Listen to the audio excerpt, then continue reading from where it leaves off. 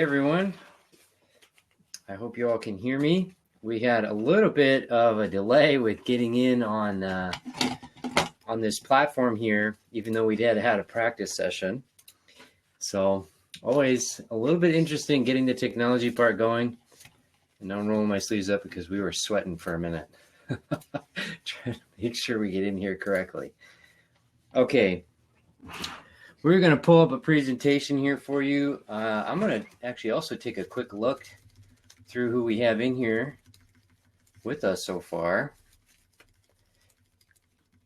And we are just jumping around in this presentation. It seems like we should start at the beginning. I thought that's what I did, sorry. Not sure where we are here in this one. Give me a moment. It's not the way to go. Here we go.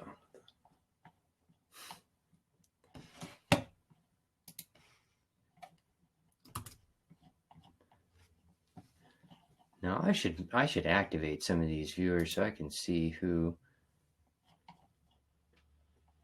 Seems like everyone is well muted. That's great. Okay.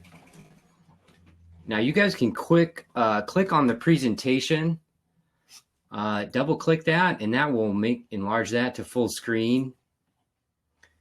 And that'll be very helpful for the rest of the presentation portion here. In fact, I'm going to start off. We'll play a quick video. Okay, that was a little motivational video for everybody there. It's just kind of setting the tone of all this shift that we've been going through in 2020 and just what that means for us socially as business leaders, as entrepreneurs, as innovators, as community leaders. We've all been hearing a tremendous amount of conversation around all of this. And there's a lot of conversation about the new normal or the changes and all these kinds of things. And I think it's really important to tune in and have empathy and compassion in all the areas that really stand out to us as important. And as business operators, we really need to be adaptable. We really need to ensure that our values and our relationship with our communities is intact and has integrity and can grow and can move forward.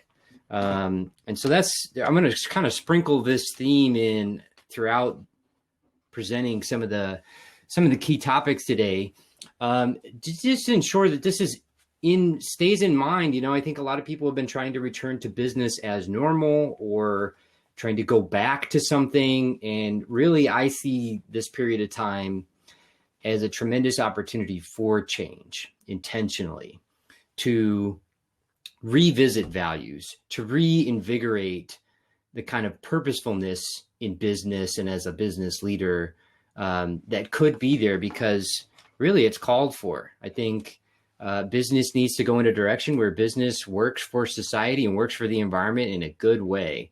And that is a very, very growing perspective, fortunately. And I'm hopeful that some of these ideas today can help catalyze and both inspire maybe some insight or some thinking in that direction, but also just lead to some of the practicals down to some of the steps to take and how-tos for some of the things that we're having to explore as business leaders during these times, particularly as it comes to leading a brand and leading a business that has growth opportunity and can grow team members and have sales and financial success and all of those key pieces.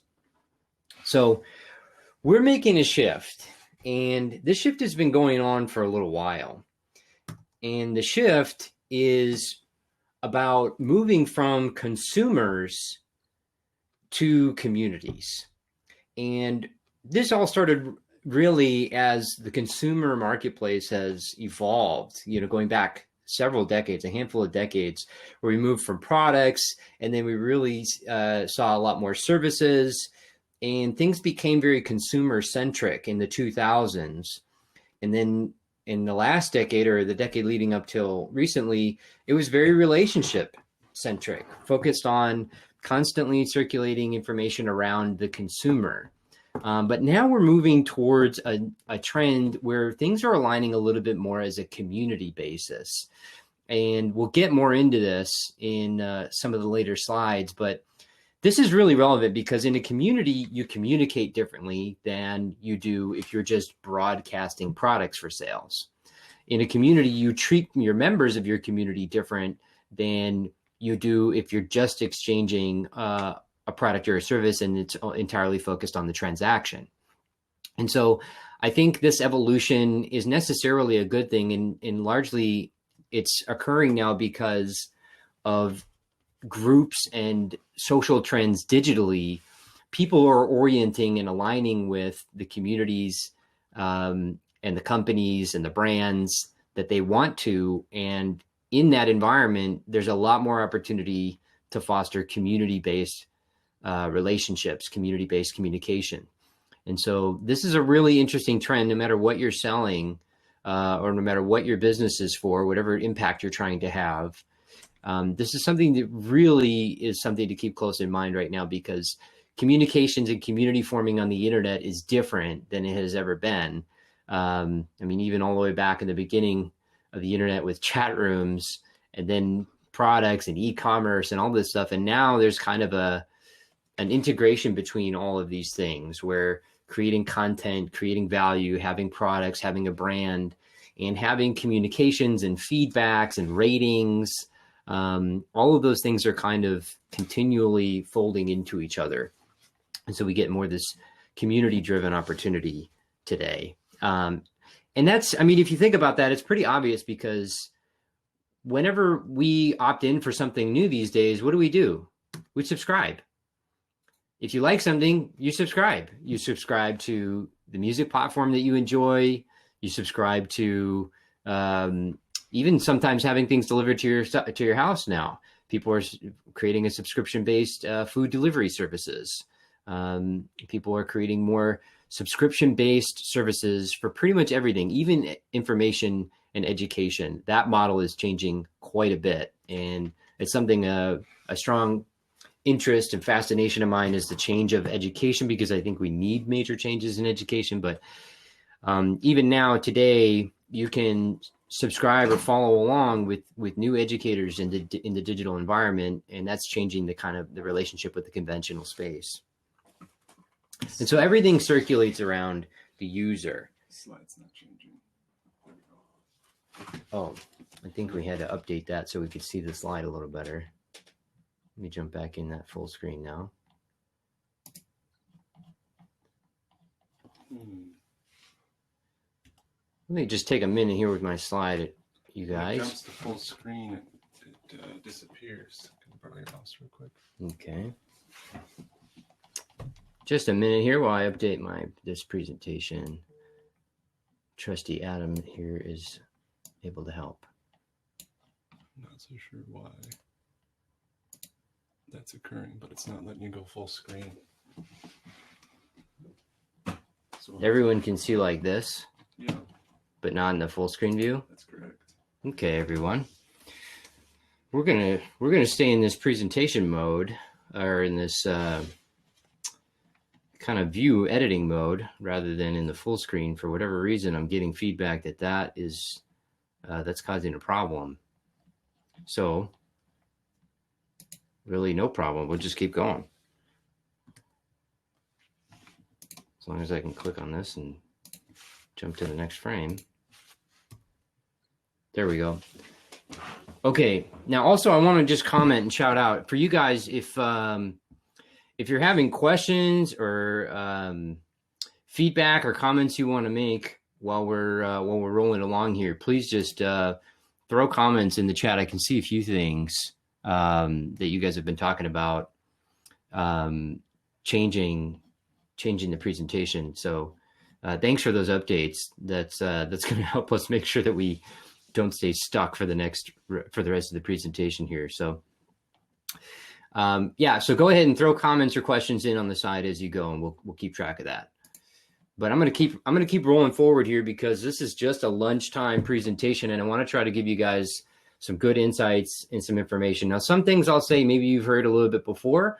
Others I'm hoping to give some nuance to and specificity so that you can really take action. So brand presence and digital credibility. This is something that everybody's facing today. regarding updating your brand online, updating your website, updating your social accounts, updating wherever you're prospecting digitally. This is really a key thing. And so one of the biggest themes that we talk about quite a bit is that authenticity matters. You really want to take your brand, and as I was mentioning in the beginning, revisiting the values that you're aligned with, revisiting those things, and go ahead and elaborate your thought leadership as your content, or the value of your product, those things as your content, and really focusing on engagement. A lot of times there's a lot of buildup and there's a lot of focus on creating a content strategy. And this is something that we do with clients all the time, is we focus on creating a specific content strategy with multiple pillars of content and different types of content, and publishing on the different platforms on a calendar and all that kind of stuff.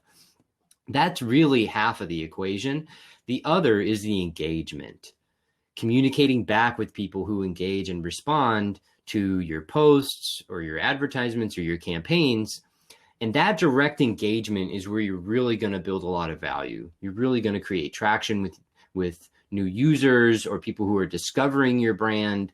And that'll help usher them along the life cycle towards higher interest in whatever it is you're offering or sharing, and toward more conversions and more referrals on the back end as well.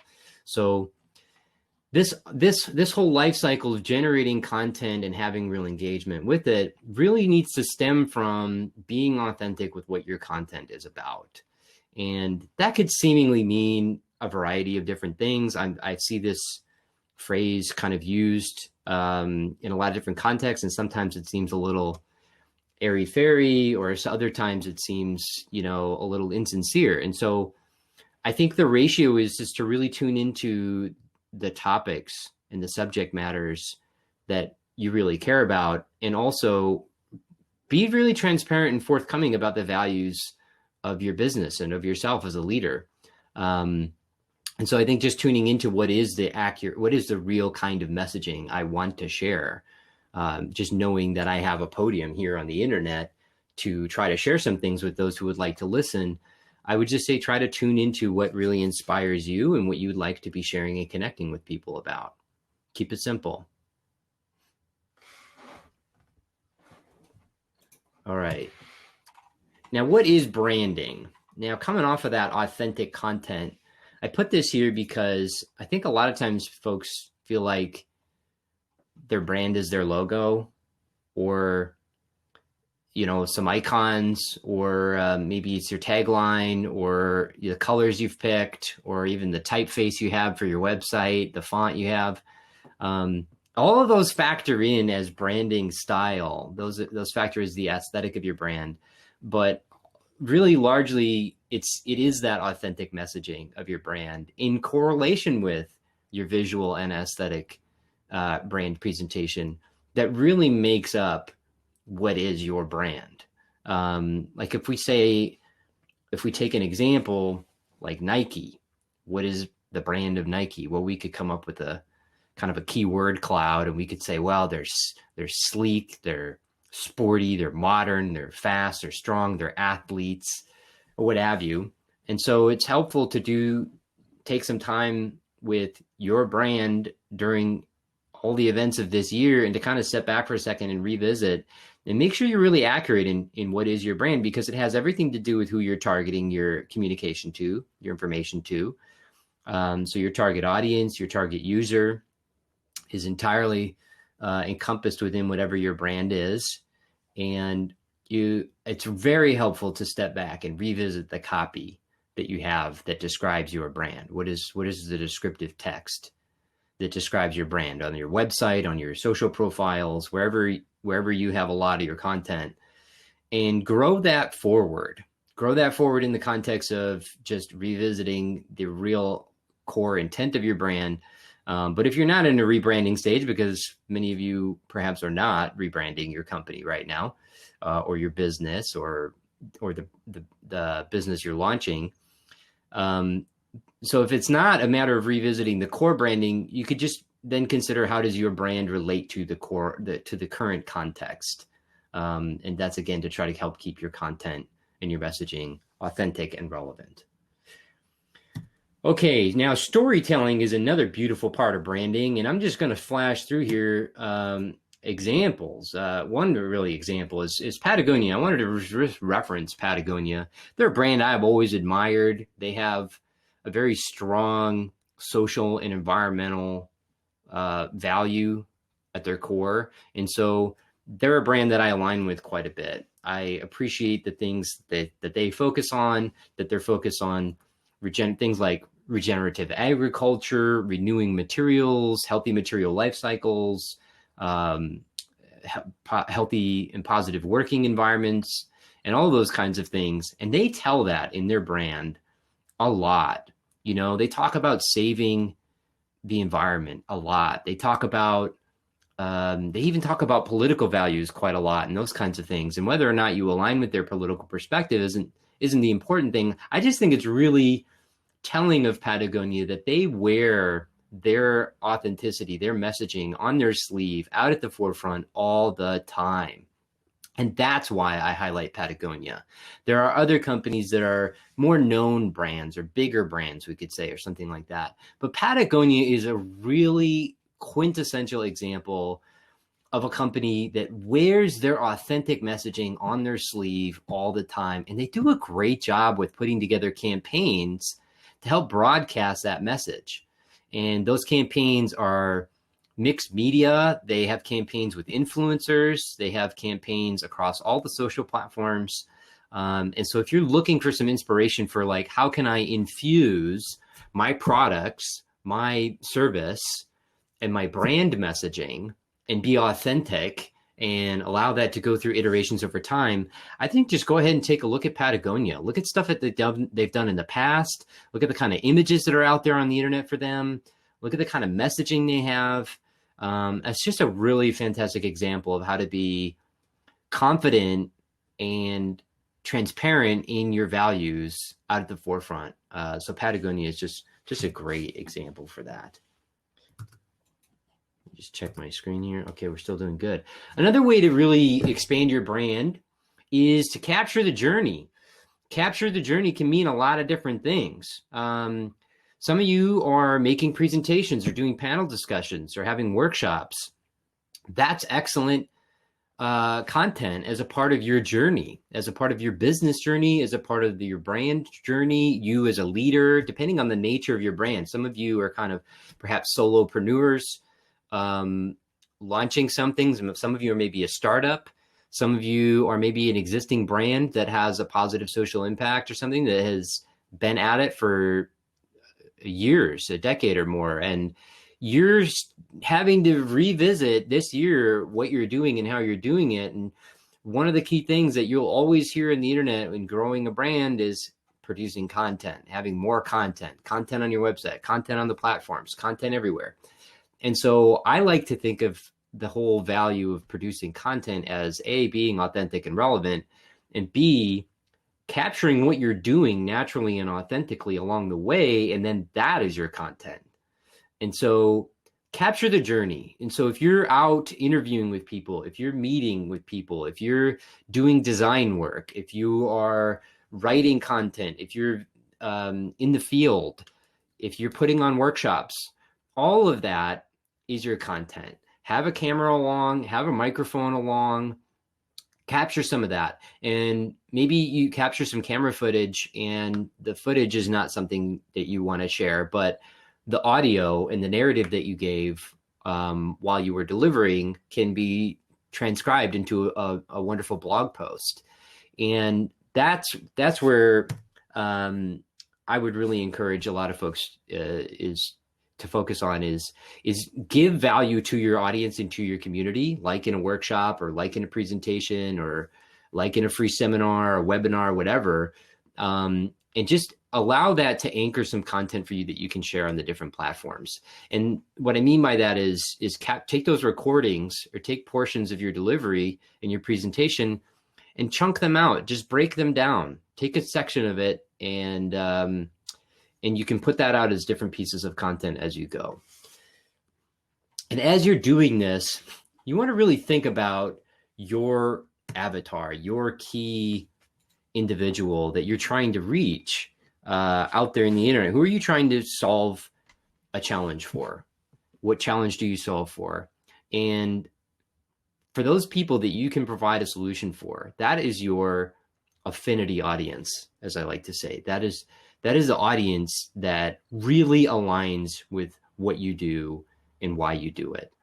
And I think this is a really critical step that's often just overlooked, or it's kind of like you just do it kind of quickly and you check the box. But I think it's extremely helpful to narrow down and have more specificity on the people who you're trying to connect with and provide some service and value to, and to know how they're going to show up a little bit differently on the different platforms. And so I'll digress from that thought a little bit, but just keep in mind, or take this into consideration, that the same person behaves or interacts differently on Facebook than they do on LinkedIn or Instagram.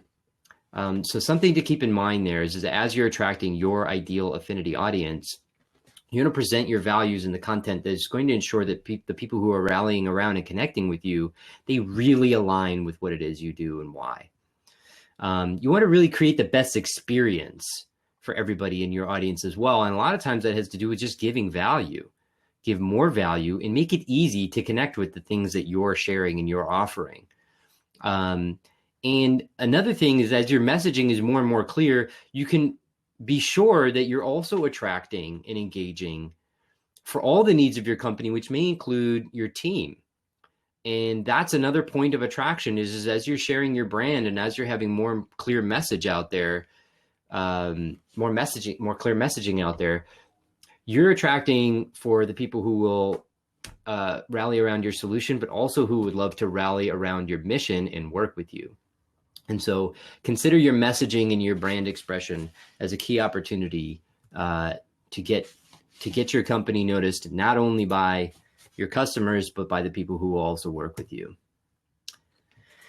Okay, now in this new digital environment, I've kind of been mentioning some of these things already along the way, so I kind of want to just move through this part fairly quickly. I'm going to just share with you some information, because knowing the key bits of information can help you kind of hone your focus and put your attention and energy in the right place. And so while we know adaptability matters, it's helpful to see what's gone on with online development during this period of time, during the challenges of 2020. And so we've seen an increase of 70% internet use this year. I personally am blown away by that. I thought the internet was already entirely saturated, but I think that's a massive increase in use time on the internet. We've also seen some very interesting relationships to companies by consumers and viewers during this time, based on how they've been connected with those companies or those brands. And so we reviewing some data, we found that recent studies showed more than 90% of people would stick with a brand through a crisis if they knew their story and trusted them. Very, very interesting and very compelling for everything we just mentioned. Almost 3/4 of people will pay more for brands with full transparency, and that often relates to brands that have positive impact or have some kind of a social cause as a part of their brand, or as their transparency, what they're being transparent about. And then I think I had one more thought there, which was one other tidbit of information that I just wanted to mention, was that we've also seen an increase in spend. We've seen a 30% increase in online spend and supply chain redistribution during this time. And so more than ever, your digital presence, your effective digital presence really matters. And so if, give yourself a grade, maybe on a scale of 1 to 10 for yourself on your digital presence right now. Where would you fall in that? Are you feeling like, oh, we're a 5 or a 6? Are you feeling like you're a 10? I would love to hear from anybody who feels like they're a 10. In fact, I don't think I've ever heard from somebody who feels like they're actually a 10. Or wherever you feel like you're at in the spectrum, give yourself an assessment there and then take the time to step back and to revisit some of these brand things that we're talking about today. There's a couple of directions of marketing that you ultimately end up going once you're more consolidated and clear on what you're doing with your brand. And that's inbound marketing and outbound marketing. Now, you can see the graphics, the icons here. It's kind of obvious, right? Like outbound messaging, outbound marketing is you're broadcasting, you're putting advertisements out there, and you're trying to interrupt people's attention and to draw that attention towards you, hopefully to provide some kind of value, some kind of something relevant or intriguing or enticing. And so that's outbound marketing, is putting ads out there. Now, inbound marketing, this is different. And you're seeing this magnet icon, and this is attraction oriented. Now, inbound marketing can have things to do like content on your blog or articles or SEO. It can have to do with the environment or the experience that people have when they make it to your website and they find, let's say there's somebody who's very interested in a new social media marketing plan, and you have a definitive guide to social media marketing in 2020 as a download for their email. In exchange, they can enroll on your email list and they'll get that content. They'll get that free guide from you. And that's an example of inbound marketing. And so inbound marketing is about creating pieces of attraction, and outbound marketing is about interrupting people's attention to bring their attention towards you. They're both valuable. I'm not going to say one is better or more important than the other, because it can depend entirely on the business or where you're at in your business at this time. But I would say that you really do want to focus on the inbound side for stability and for the long term. That's going to give you things like page rank and search engines. That's going to give you more users overnight, more customers and enrollments and sales overnight. And when you wake up in the next morning, things will have just happened because your inbound marketing will continue to work for you. The big difference between that and outbound marketing is that as soon as you stop paying for ads in outbound marketing, that traffic stops. They're both good. It just is a matter of strategy and having the right timing so that your outbound marketing is maybe feeding a proper inbound marketing play, and your inbound email campaign certainly supports the outbound advertisements you're running and all those kinds of things. And so, not to make that confusing, but something to think about is that there is an inbound marketing and an outbound marketing. And a lot of times I like to focus on the affinity marketing dynamic of this, where you're thinking of that audience that is key and prime for you, your target audience, and you're continually trying to build a life cycle of experience for them, where you're building rich value, you're building key value for your community of followers, and you're thinking of them as a community. And so you're giving them strategic inbound and outbound messages. And so you're at that point, when you're thinking of that as a community and that you're growing a community, you can think of yourself as marketing with people, not at them. You're more value sharing than you are just trying to create sales, because you're focused on your community. And so moral of the story really is get the message out there and try to connect with that key affinity audience and attract them into an environment that is your inbound strategy that's authentic and value giving. Now, I want to branch off and talk about content creation in media briefly. This is something that often slows people down with the growth of their business and the growth of their brand. And frankly, there's a lot of everything I've said so far up to this point in the presentation. You've heard a lot of it, I'm sure, maybe a little bit differently. But frankly, you need to have a process to produce content in media in order for it to actually happen. So to know that you should isn't enough. To know that you should really doesn't get you to do it. Even if you really love your affinity audience that you're trying to connect with and provide value for, you still need a process to put something out there. So that's in this next bit here. I just want to mention a few things to try to make that process realistic and more accessible for you, because getting your brand and your message out there everywhere, and you've got all these platforms. You've got Facebook, Twitter, Instagram, LinkedIn, YouTube, Spotify with your, and everywhere else with your, if you're on podcast, you have your own podcast or you're on a podcast, there's iTunes, there's all that. There's Medium, there's all this kind of stuff. What do? Well, you need to hone in on what's the right kind of content for you to create. Now, you might do really well in front of a camera, either a video camera or for photography. You might do really well with the written word, or you might be great when someone just gets you talking and asking you a few questions. And so I would say, start with your lead foot wherever you feel most natural. So if you do great just getting into conversation, maybe allow the cameras to roll, but just be sure that there's a good microphone around, because that can turn into a transcription, and that can turn into medium and long form blog posts. And that can provide you a tremendous amount of SEO and backlinks, and that people can find you through their search engine, searching in whatever search engine they use, and they can end up on your website and find the value that you're providing. And so if you're great at video, awesome, power to you. I don't think most of us start there. I think you need to practice. I think you try a few things. I think the first few versions, maybe you don't feel so natural. They don't look so great, whatever. The lighting isn't awesome. That's fine. Take your time with it, iterate, practice, and just try to go for what is most natural for you at first, and grow in the areas where you think it's going to be more valuable for you to continue to grow. But one of the ideas I want to give to you is to do that moment of capturing.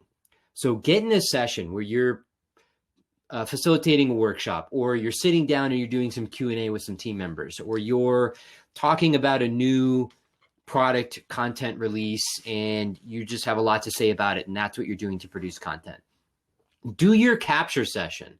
Spend the time there, get the recording, and then segment that down. Break that down into a bunch of pieces.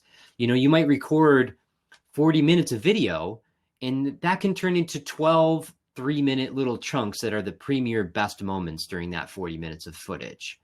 Or same thing with the audio being transcribed into written text. You might now have, in 40 minutes of sitting down once or twice and doing some capture, you might now have posts for social media that you can chop it apart, break it down, and you might now have 2 or 3 weeks worth of posts for your social platforms. You know, a bunch of little tweets, a bunch of posts for your LinkedIn account, some things that you can put a nice image with and pop up on Instagram. So think about making it easy for yourself by doing content capture sessions, and that you use those sessions to break off into a bunch of pieces of content. You know, somebody who's really notorious for advocating for this is Gary Vee. Maybe some of you guys are familiar with Gary Vee, VaynerMedia, really big marketing organization.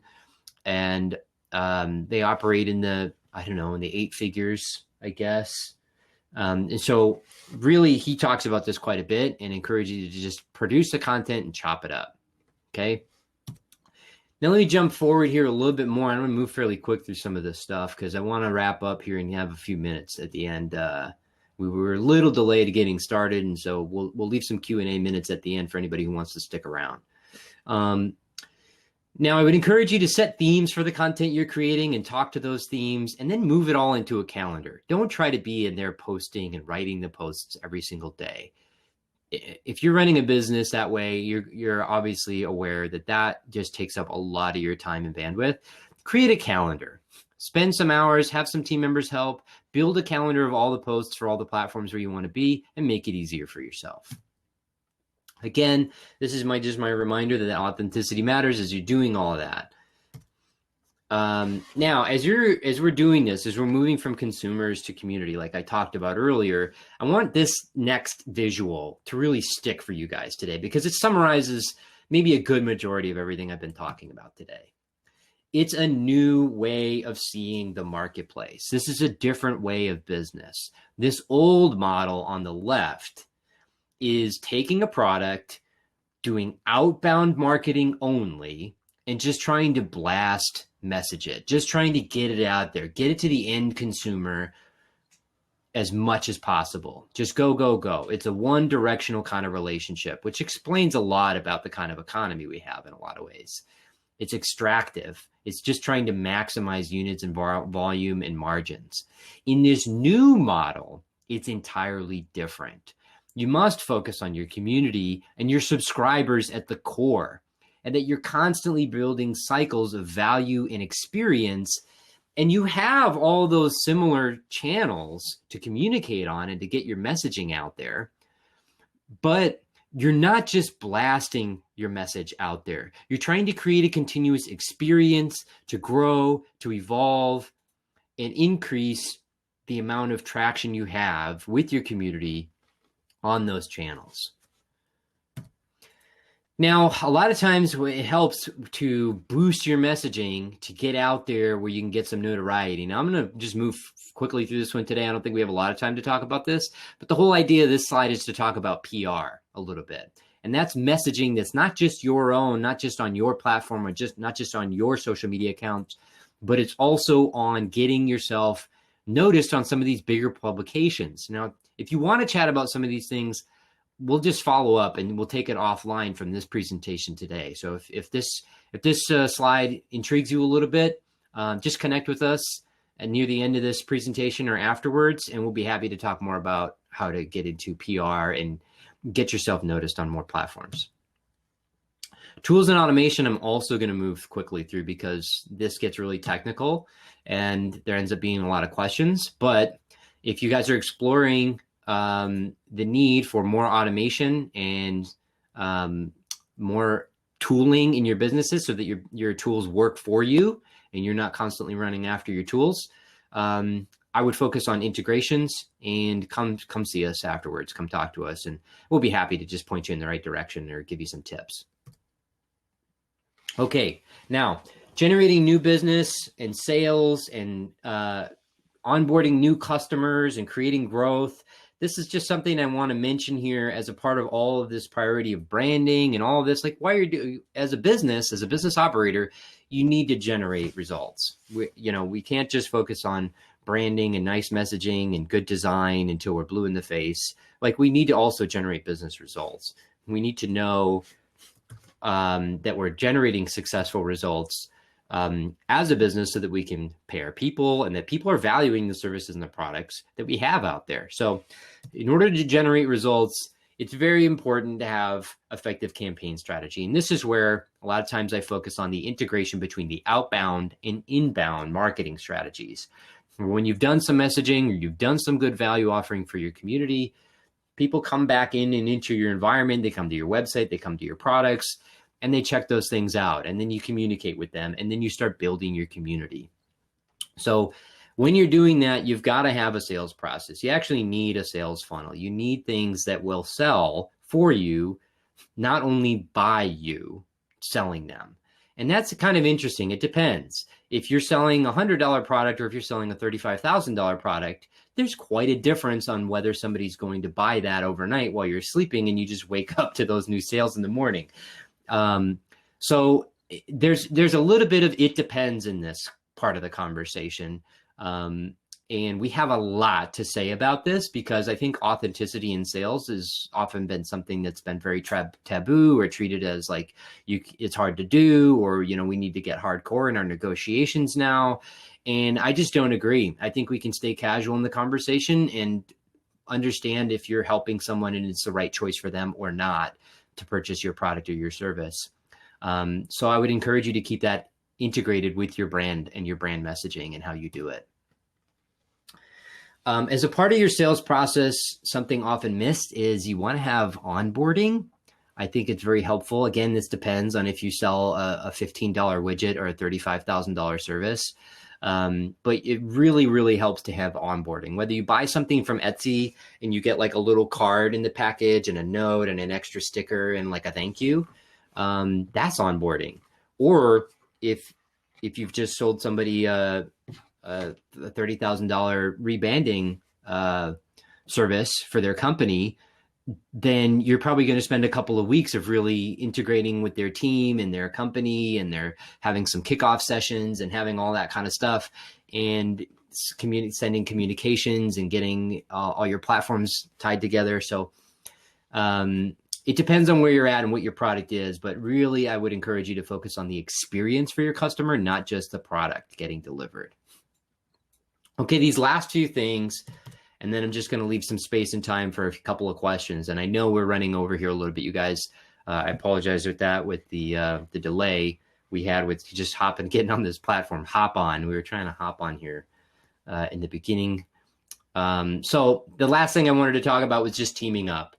Don't spend time burdening yourself with doing what isn't yours to do in business. This is one of the areas where I end up providing the most advisement and the most recurring tidbit of consulting is alleviate yourself from doing what isn't yours to do. Either new team members or new partners that you can collaborate with can help you with the parts and the things that aren't exactly yours to do, whether that's design, whether that's some of your copywriting, whether that's web development, whether that's some of your social media stuff, whether that's designing a better sales funnel and a better life cycle for your customer. Just ensure to collaborate, team up. I think everybody's kind of like looking for new elbows to rub up against this year.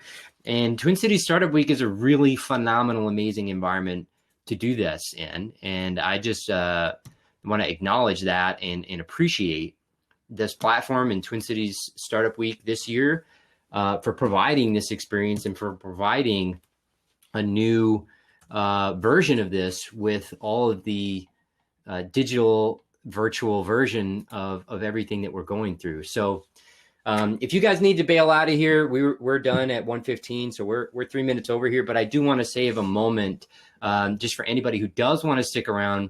We can toss around a few questions, kind of a quick presentation today. Normally I have this presentation scheduled for 60 to 90 minutes, and so there's a lot more room for nuance and explanation, but we squeezed it down. Hopefully there's some good takeaways for those of you guys who have to leave now.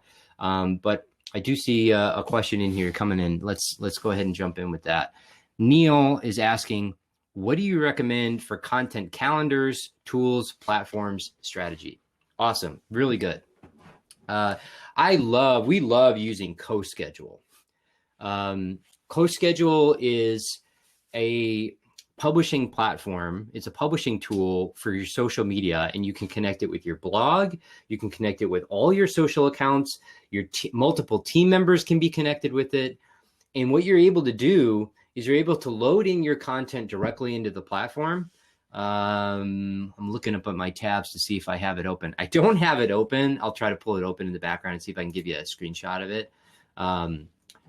But it allows you to load your content right in there and schedule it. Now, there are multiple services that allow you to do that, but this one also gives you an analysis of your post.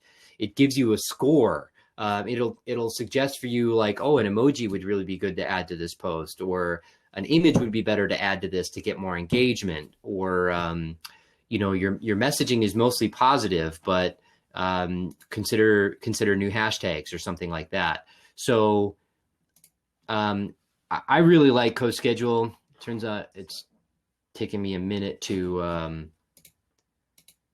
log in here and show you a screenshot. And let's see if it's going to work.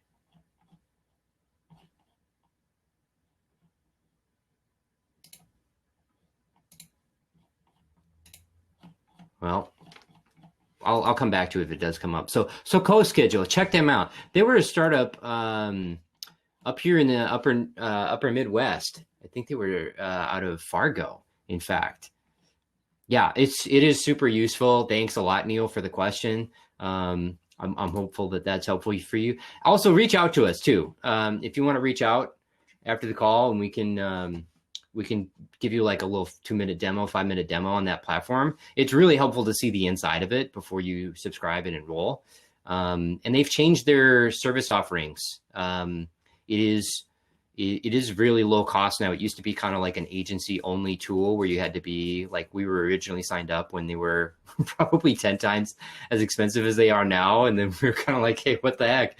Your new products are so much less expensive. We've given you guys so much. But it's very accessible and it makes it easy. Another one is Hootsuite. That one's really popular. My preference is towards the co-schedule though. So you might have to do a little bit of tinkering there to figure that out. Yeah, again, thanks, Neil. Just connect with us. Okay, any other questions? I'll stick around here for another 30 seconds if somebody wants to throw a question in the chat. I posted one if you're interested. Oh, there's another question. Let me go back. Sorry, I didn't read it. It's mine. Down. Okay, a lot of entrepreneurs understand that content is important, but then they get in their own way. How does one overcome the fear of putting authentic and capture? Oh, okay. Of course, Adam said that. Okay. Yeah, that is a big deal. Yeah, it's a lot of times being shy about putting your messaging out there, or you feel like you need to continue to incubate and draft up again and make it better before you put it out there. I totally sympathize with that. I totally understand that it's difficult to get more content out there, to be more authentic, or to be more, this is different if you're a solopreneur or if you're a big company. Like if you're a big company, you might feel like you're staying in your lane, you're not taking too many risks, or you want to stay safe with your content. If you're a solopreneur or you're a small company, it might feel really personal. It might feel really intimate. And you might feel like you're really putting yourself on display. You're putting yourself up on a pedestal or like under the spotlight, or like, what is all this? Like, how do I deal with that part? And, I would say just keep in mind who you're speaking with. Something I've learned from Fred Rogers, Mr. Rogers. If anybody's a Fred Rogers fan out there, put a bump in the chat if you're still around. I loved Fred Rogers. I grew up with Fred Rogers and really appreciate his encouragement. And I learned something from him even now recently while having a marketing company. When in one of the documentaries about him recently, he said, for me, I'm just connecting when I'm talking through the camera, I'm connecting with one person at a time. I'm thinking of one person. And so I think for you, if you're somebody who relates to this issue of how do you be authentic about putting your content out there, I think about just connect with the one person. Just think of like, as a friend of mine out there, there's somebody who would really like to hear something that I actually know quite a bit about. And maybe I don't feel like I'm a level 10 expert. Maybe I don't even feel like I'm a level 8 or a 9 expert. Maybe I'm only a 6 or a 7. But you know how many people are a 3 or 4 or a 5 who just gain so much by learning from you and your recent experience of growth? And so keep that in mind. There's somebody who can learn from you, even if you've just been a somewhat new, a beginner photographer for the last 3 years. There's somebody who's at level 1 who would love to learn from you. And that makes it much more accessible to share what is yours to share and to be authentic. And you can always point to other experts and to other things that you're learning from, and people love to see those things. Okay. So I've really pushed it here. I've gone just about 10 minutes over, and I don't know what that does in the Twin Cities Startup Week hop-in platform. I'm sure somebody else has got to come in and use this room here in a minute or something like that. But I really appreciate those of you who have joined us today. Thanks a lot. Yeah, a couple of you guys, please reach out, be in touch. Thanks for the comments, you guys. Thanks for sticking with us through this presentation. There's still some really good stuff coming up here in Twin Cities Startup Week and the closing party and all that. And so for those of you who are sticking around in the Twin Cities Startup Week environment, please reach out to us, connect with us. We'll be happy to rub elbows and make friends with you guys. Okay, enjoy. Thanks a lot. Bye-bye.